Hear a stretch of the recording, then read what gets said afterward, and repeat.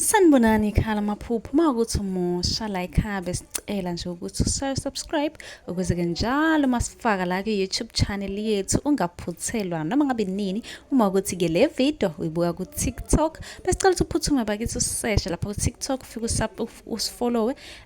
Ngijwayele ukuba live nje uzobona wonke amavidiyo amaningi, kodwa amavidiyo amaningi agcwele la ku-YouTube. So kwakho ukuthi usubscribe and turn on i-notification bell ukuze njalo uma ngifaka amavidiyo izothi nqinqi efonini yakho ukuze ubone ukuthi la sikhuluma ngani, ngoba wonke ama-comment eniwabuzayo ngizolokhu nje ngenza amavidiyo ngafaka. Uma-ke nawe ubuzile ungakayiboni impendulo yakho, scrolla semaningi amavidiyo engiwenzile, uzofika-ke lapho ubone mhlawumbe impendulo yakho, noma mhlawumbe uphuphe ungeza nawe uzoscrolla uzocinga impendulo. Ake ngiqhubeke ngichaze amaphupho eniwabuze kuma-comment section.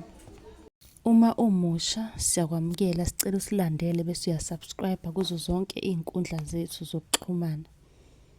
Obhalile noma ababhalile babuze nje ukuphupha imali, thola ukuthi uphuphe u-R20 or R100, mhlawumbe uyayicosha imali, mhlawumbe uyibona esikhwameni, noma kube ukuthi uhlangana nayo endleleni igcwele koplastiki, ucosha imali eningi, uyibona endlini imali. Baningi ababuze lokho, so ngizama indlela yokukuhlanganisa ukuthi lelo phupho elikanjalo libike ukuthini.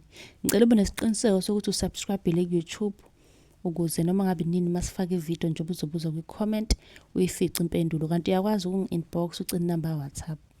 Iphupho elikanjalo-ke lisuke libike ukuthi-ke kunesipho obekelwe sona esizowenzeka, khona okuhle okuzokwenzeka, okungenzeka ukuthi uzoceba. Kanti futhi kungenzeka ukuthi khona inhlahla enkulu ezayo kuzomele nje uyilindele ezokwenzeka kuwena. Kubika nje okuhle okuzayo, izinhlahla zodwa.